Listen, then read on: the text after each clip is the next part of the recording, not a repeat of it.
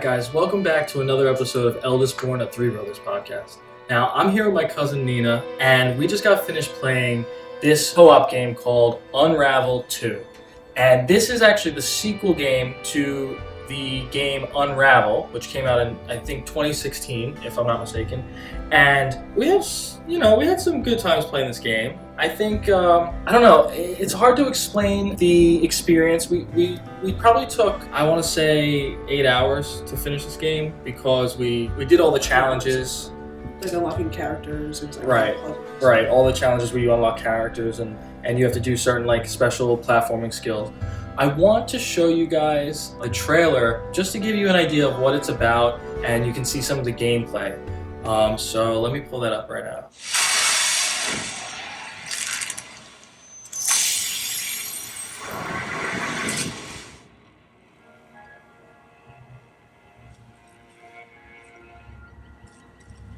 So right off the bat, I really loved the graphics in this game. Just the whole aesthetic between nature and the main character Yarny and his companion.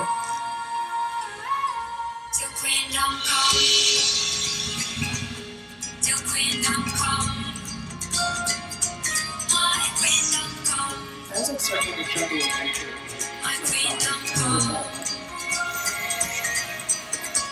The sea waves are my evening gold, and the sun on my head is my crown. I made this kingdom on my own, and all the mountains are my home. Oh, the kingdom come.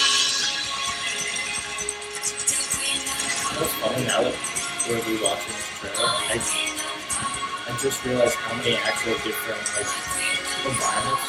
I know, I was thinking that too, like, this is insane. There's so many different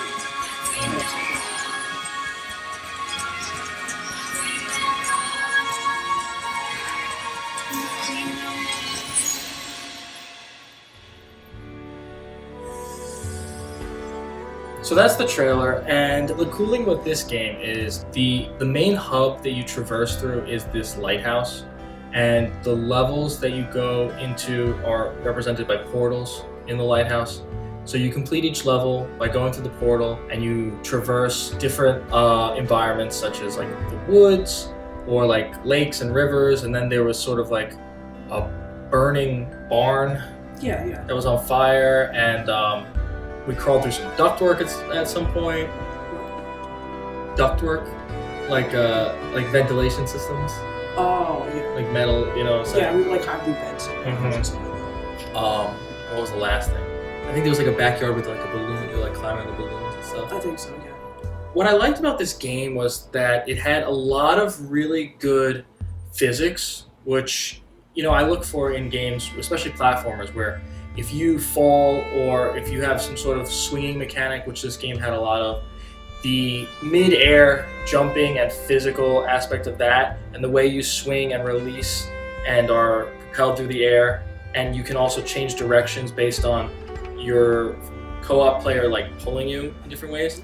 I thought that was really cool. I don't know, like what was your opinion about that compared to like other games we've played? Well, it was kind of like the whole like yarn pull thing, because there's a control where like you could press LT, I think it is, and like, it just like tightens the yarn like between you guys, and like you just drag the other down. Like, right. Which is actually kind of a cheat code, guys. If you ever play this game and you're stuck on a level and you're playing 2-player, if one person can get past the platforming challenge and they're already on the other side, the second person who's lagging behind can literally just pull themselves up using the piece of yarn that connects you to. It's really saved our butts in a couple levels. Yeah, because at first, like, it was like, this is kind of like a cheat code, because in most co-op games, like, 2 people have to do it themselves, but like this one, it kind of just be like a one-person thing. Which is cool, because it did, like, we know that the game has a certain mechanic where if you wanted to complete it doing single player, you can, where one of the characters kind of combines itself. It gives, one character gives the other character a piggyback ride, and then they just meld together into one big ball of yarn. I actually like how they meld together. Like, it just looks so like creative. It just looks kind of cute, like one hops to one each on the other one. Yeah, it is a very cute aesthetic. When we had the red and blue characters, because you can change the colors of your characters, but we primarily used red and blue. When we melded together, we looked like Spider-Man. Oh yeah, they were like, this looks like Spider-Man. They were like swinging on the yarns, Right. They looked like we're swinging on those. And you're like a blue and red like mesh kind of texture. That's so funny. What would you say was your like favorite aspect of this game? Probably just like usually the character levels. They're more challenging. It takes like several attempts. Well, it's more harder than the actual levels. So it depends on which one you play. So for those of you who haven't played the game yet, there are bonus challenges that are short, isolated levels, and the reward for completing each one is you unlock a customizable body type. It's like a body type, different eyes, and different head. Right. Yeah. So it represents like a little friend that kind of looks like your character, but is I would assume it's its own NPC kind of character. Yeah. But you can change your color, your eye positions, eye type, and like I guess hair, and it's kind of just like the head shape. your clothing, depending on which ones you unlock. So we got, I think, did we get all of them? We might have missed one. Yeah, maybe we missed one or two. I want to say just one. There was that one level with it the motion? I think it was more like where yeah, it was the motion. The motion one with the treadmills. Yeah. Oh my gosh. It was motion sickness, I think it was called. Yeah, that one was because it was like so long and like just kept trying. It was just, it's just such a pain in the butt. We're just like, let's just do like the main levels and then we might come back for it. Something I found really interesting was the fact that you kind of had to keep track of the way that you were tangling the yarn up around certain obstacles. Because you could get like all tangled up. You would solve the puzzle and one person would be on the other side, and then your companion would be stuck because we wrapped the yarn 3 times around some sort of stupid thing, and you can't get past like one of the boxes that was on the pulley system, or you know what I'm saying? Yeah, and the reason why you get so tangled because you're always attached to your other player, like always. Right. Like, you have this like string between you guys. It's like touched. What was your favorite challenge level? One that the main one I remember, it was like an unlocking character one. It was the one I kept trying to do, and like I was the only one controlling the character, and like I had to it was like a 2-story thing, and I had to like go from one side to the other and like hop over these things. It was just kind of complicated because like the controls kind of like didn't make me go down to the side of these moving platforms, and I had to like stay there and jump. It was just this whole thing. And everything was on fire, right? You were kind of in a furnace, if I remember. Yeah. That took us forever. I know, it took forever, and I would always be like right there, and I would lose. And I'd be like, oh my gosh, here we go. Just for clarification, like the platforms aren't actually like vertical. You have to grab onto the side of the wall. Yeah. And then you have to like, in order to get to the next side, you have to jump around it while it's moving and get back on the other side of the wall. Yeah, it's like 2 are moving. You have to be on this side, and then you have to like, once it's gonna hit the flames over here, you have to like jump to the other one, and then like go over here, and then jump to the other one. And it continues until the flames go out. Didn't you have to like press a button or something? Yeah, there was a button like up there, but it was like. Yeah. And then you had to like press it and wait till the flames below went out, and you have to like fall down without dying. Yeah, something like that. Oh my gosh. I just remember that when we were all hanging out, your siblings and our friend, and like we were just trying to beat that for hours. I know. I was there for like about, I would say a good 20 minutes, 30 minutes, but it just felt like forever. I was like, oh my gosh, just hurry up already. What I found really cool was the level with, what was chasing us? There was something that was... There was a rooster or like a chicken chasing us, and then... a turkey. Oh, turkey. Yes. And then what else were you going to say? I was going to say there was like a fish that was popping up sometimes. Oh, yeah. They were like on the lily pads. Yeah. That was a good level. Those were cool because you have almost like, not a boss, but at least with the turkey, it felt like a boss level. Whereas everything else was kind of like traversing puzzles and doing it yourself and stuff like that. Like, you had to like those are kind of like real obstacles, I guess. Like, actually like coming at you. It wasn't just... And like, also kind of the obstacles are those like there are these little shadow things that follow you, and like you can't get hit by them. Those. I hate those things. I know, I do too. Those are the worst. They're the worst. Some of them are stationary and they kind of just oscillate back and forth in like one path, and then there's other ones that chase you. So you have to keep moving, and then every now and then they'll come together, so you'll have to avoid the stationary ones and run away from the chasing ones. I know. It gets hard. Like, It was so annoying. Oh my gosh. Anything with fire in this game, or like those dark portals. Sometimes you fall in that like it's like a glowing dark mist. The last level where we're doing double jumps and stuff, like there's this like orange dark mist in the water, and if you fall into it, you instantly die. I think that's fire. Is it in the water? I think there was fire in the water. Oh, interesting. Yeah, I know. Okay. But like it was fire. It was like flames, Mhm. and yeah, fire is like your main enemy in this game. It's Well, I guess we are Yarn, well, yeah. so there's that aspect. Well, of even it. if you were like a human, it's kind of like still your main enemy. I guess so. You're right. Unless you're a firefighter. You are my enemy. My enemy. It's like your arch enemy at that point.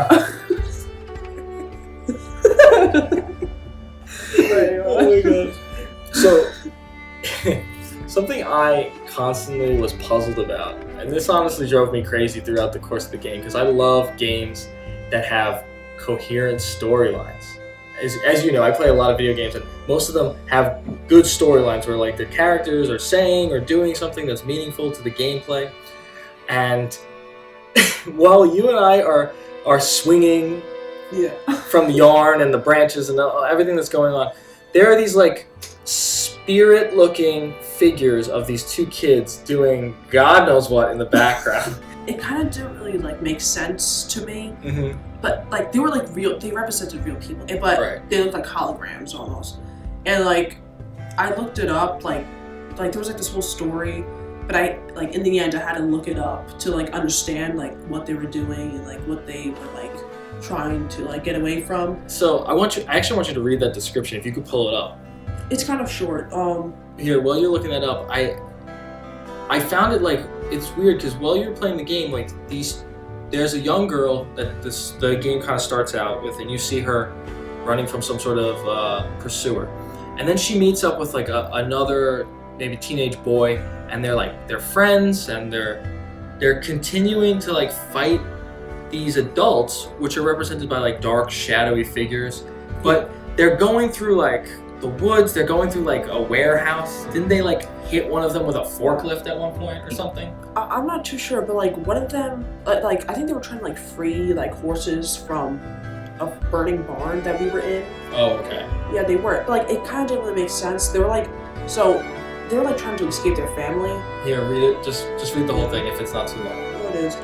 But there's just a part where like it says it. Okay. So the article says, this time in the second game, the literal background story involves two youths making the drastic decision to run away from their hyper-religious families. Yarny and his new partner make their own journey through the small town they live in, helping the kids along the way with each new platforming challenge they surmount. Now, I don't really think this was too clear in the story. That was the whole description? Well, it was kind of like the basic background and what it was about. That's kind of it. I didn't see any religious aspects that could show off that kind of like storyline. Yeah, like you were able to pick up that they were running away from like their families or like an abuser or something. But, I thought it was like someone who's trying to take advantage of them. Like it looked really awkward.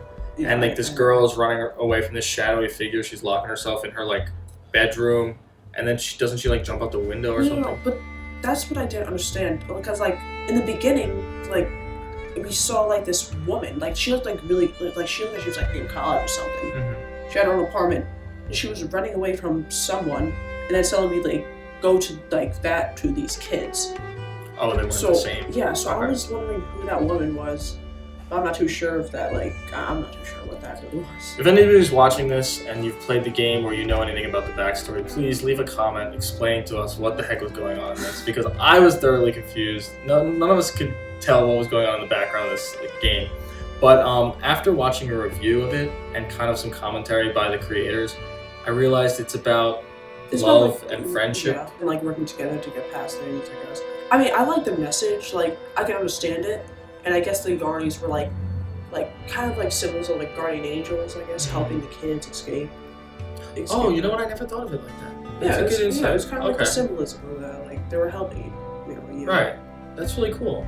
Something I liked about the aesthetic of the game was like the art style and the HD cutscenes. I don't know if you noticed, but like the definition of the game at the beginning and at the end was like super HD, like really vivid, like almost 4K graphics, and it was all just cutscene, like totally animated, where you have the Yarny is on a boat and it washes up on the shore and meets its friend, and then at the end, at the lighthouse scene, you have all the Yarnies that we've freed from captivity, like working together to put the lighthouse like back online, the light on. But then there are all these like dark, malevolent spirits like trying to break into the glass, which was a cool scene.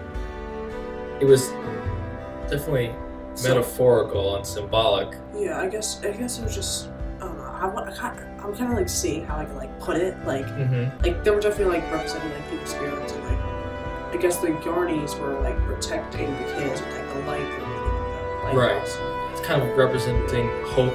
Yeah. And hope, good and bad. Good, bad, teamwork. Yeah. Stuff like that. Just good stuff.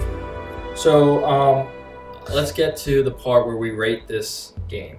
So on a scale from 1 to 5, how would you rate the gameplay? Like 5 being the best. 5 being the best and 1 being the worst. But be honest, don't be too like generous. I would say like, I would actually say like a good 4.5. Like seriously, like I actually kind of like this game. It was nice. It was a very relaxing game. Anyone can play it, and you know it was just nice and like okay. Yeah, and it's easy to tag along with. You know. It posed some real challenges at points. Yeah. Which was like good because it wasn't too easy. Yeah. I would give it a solid 4 also. Yeah. At the beginning, it seems like really easy, but like once you get like in the middle of the game or like unlocking the characters, it gets pretty hard. Like it's harder than it looks. You know. From 1 to 5, what would you consider the storyline? The storyline? Okay, well, the storyline, like in the background, I guess I would rate it like 2.5 out of 5.